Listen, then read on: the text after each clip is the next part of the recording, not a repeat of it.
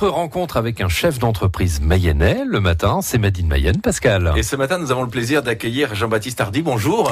Bonjour. Bienvenue dans nos studios. Vous arrivez d'Ambrières-les-Vallées, alors pas de soucis sur la route, hein. Pas de brouillard. Bon, tant mieux, mais on reste quand même prudent parce que ce matin, les chaussées sont humides et les routes glissantes. Jean-Baptiste Hardy, vous êtes le patron de l'entreprise Chéniard. Et ce, depuis 11 ans, vous avez repris cette entreprise bien implantée dans le nord du département, puisqu'elle a vu le jour en 1975. Oui, c'est exact. Elle a vu le jour en 1975. C'est Monsieur Chéniard qui a créé cette entreprise. Il était artisan, il a dû commencer tout seul, je crois. Et puis pendant quelques années, ils sont montés 2, 3, peut-être 10. C'est dans les années 80 qu'elle s'est beaucoup développée. Fin des années 80, Monsieur Chéniard s'est lancé sur le marché très porteur à l'époque. On construisait beaucoup de bâtiments hors sol. Donc il a construit beaucoup de poulaillers, de porcheries, et donc l'entreprise est passée de fin des années 80 à fin des années 90, d'une petite dizaine à, je crois, pas loin de 30. Et donc une évolution de l'entreprise, et vous le dites, dans les années 80, on pourrait presque parler d'explosion en ce qui concerne l'activité de cette entreprise. Forte croissance. Vous avez gardé le nom de l'entreprise Chéniard, alors que vous auriez pu mettre votre nom, Hardy? Ah, je ne suis pas du tout. Moi, je n'ai aucun ego là sur ce sujet-là. Non, c'est surtout que c'est un nom commercial finalement dans le Nord Mayenne et dans l'Orne où on travaille beaucoup aussi. On travaille beaucoup dans la Mayenne et l'Orne, et donc c'est un nom commercial aujourd'hui. Vous l'avez évoqué tout à l'heure, c'est une entreprise connue sous ce nom-là. Alors c'est une entreprise qui a évolué, qui s'est transformée avec les années. Vous venez aussi de le dire. Alors vous êtes spécialiste de la charpente. On est spécialiste du bâtiment, on construit des bâtiments, alors effectivement au-dessus de la maçonnerie. Nous, quand on arrive, le chantier est un peu plus propre, et on construit effectivement la charpente, la couverture, le barrage. On fait ce qu'on appelle l'enveloppe du bâtiment, charpente et enveloppe du bâtiment. Ce qui veut dire que vous pouvez faire aussi les piliers pour maintenir la charpente pour ce grand bâtiment alors. S'ils sont en métal ou en bois, oui. Oui, parce que vous travaillez à la fois le bois et le métal. Oui. Il faut aussi votre spécificité, parce que généralement les entreprises font soit le bois, soit le métal, rarement les deux. Alors c'est vrai que c'est une spécificité et probablement une spécificité mayonnaise d'ailleurs, puisque nous sommes 3 entreprises dans le Nord Mayenne à travailler de cette façon. Et alors nous sommes les seuls dans la Mayenne, c'est certain, et pas beaucoup, je crois, dans l'Ouest en tout cas. Oui. Vous travaillez pour quel type de bâtiment alors? Vous travaillez sur quel type de bâtiment? Essentiellement des bâtiments industriels, agricoles? Essentiellement bâtiments agricoles. On travaille beaucoup en bâtiment d'élevage.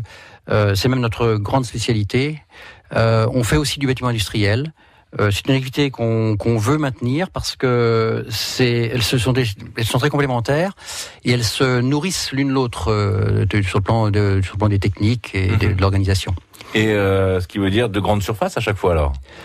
On peut faire de très petites surfaces. Enfin, ça varie on va dire de 200 mètres carrés à 5000 mètres carrés. Voilà, 5000 mètres carrés, c'est un projet que nous avons actuellement. Ah oui. Mais on a quand même construit le plus grande surface que l'on ait construite, c'est 3600 mètres carrés. Est-ce que l'on construit ces charpentes, ces bâtiments de la même façon aujourd'hui qu'il y a 40 ans? La date d'ailleurs, 1975, tout à l'heure on en parlait pour la création de cette entreprise. Alors il y a 40 ans, on parlait de hangar agricole. C'est-à-dire que, voilà... On était surtout sur de la tôle, là. On était sur la tôle, et puis c'était du hangar. C'est un concept de couverture, finalement. Voilà, on faisait une couverture pour abriter du matériel. Assez peu les animaux, finalement, parce que les animaux étaient toujours un petit peu dans les anciennes étables. Aujourd'hui, on parle de bâtiments d'élevage et de bâtiments de stockage. C'est-à-dire que dans un bâtiment d'élevage, il y a beaucoup de technologie finalement. C'est ce qui fait d'ailleurs c'est pour ça qu'on se développe beaucoup dans ce domaine-là, parce qu'il y a beaucoup il y a du savoir-faire, et qui répondent à certaines normes aussi, j'imagine. Et qui répondent à certaines normes, qui répondent à des contraintes de ventilation, de bien-être animal. Jean-Baptiste Hardy, vous êtes donc à la tête de l'entreprise Chéniard à Ambrières-les-Vallées. On vous retrouve dans une minute. À découvrir sur notre Facebook, en photo également. Notre invité.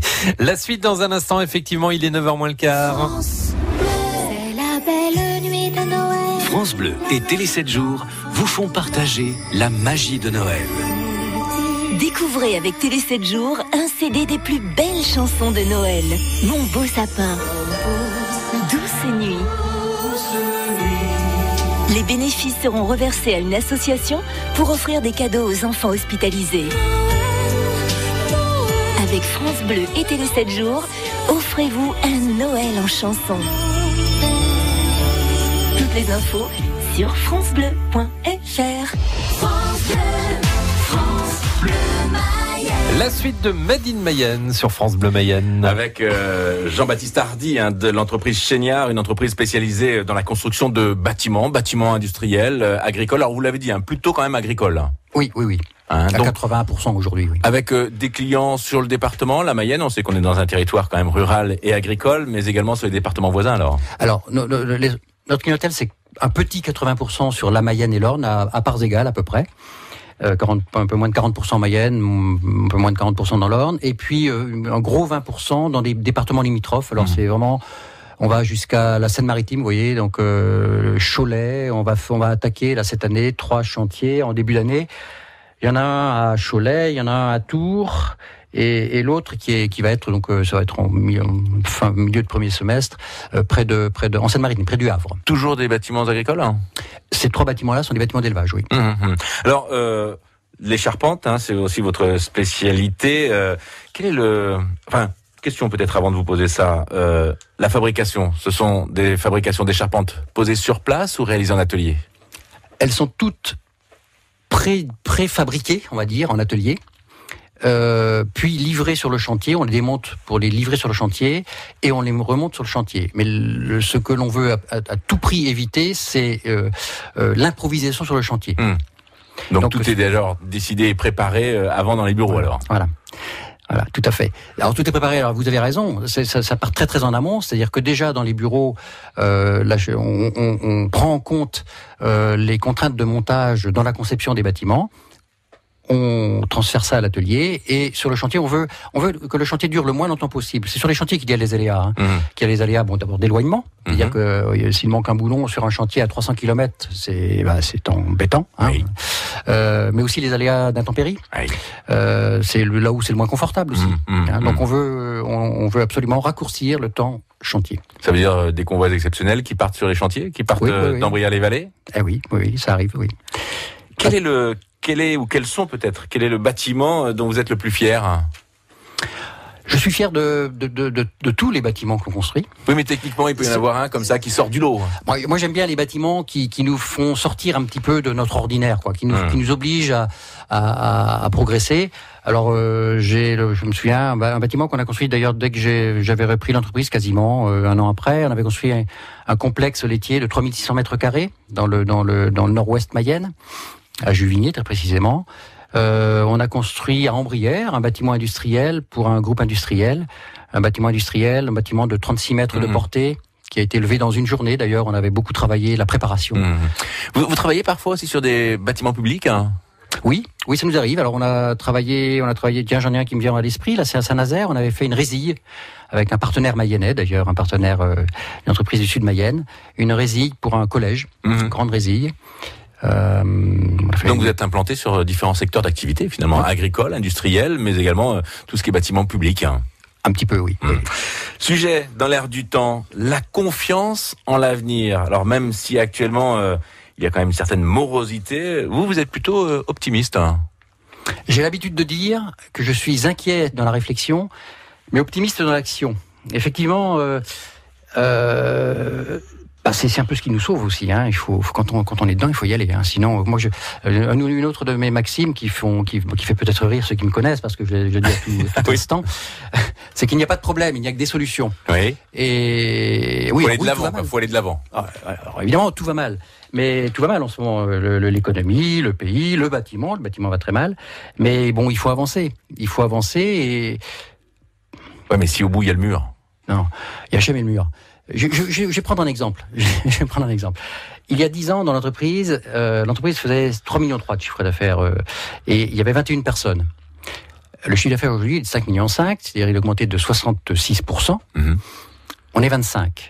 Donc un peu moins de 20% de personnel en plus. Pour près de 70% d'activité en plus.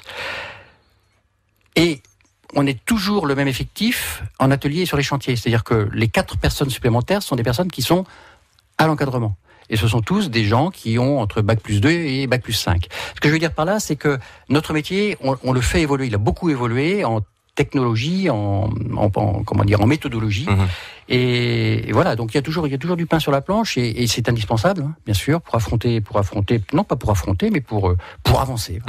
Il n'y a pas de problème, il n'y a que des solutions. On aura retenu le message. Jean-Baptiste Hardy, merci d'avoir été avec nous. Je le rappelle, vous êtes à la tête de l'entreprise Chéniard à Ambrières-les-Vallées. On vous souhaite une très bonne journée. Merci à vous, bonne journée. Ah voilà, et si vous avez pris cet entretien en cours, il n'y a pas de problème, il n'y a que des solutions. La solution, c'est de réécouter l'entretien sur francebleu.fr.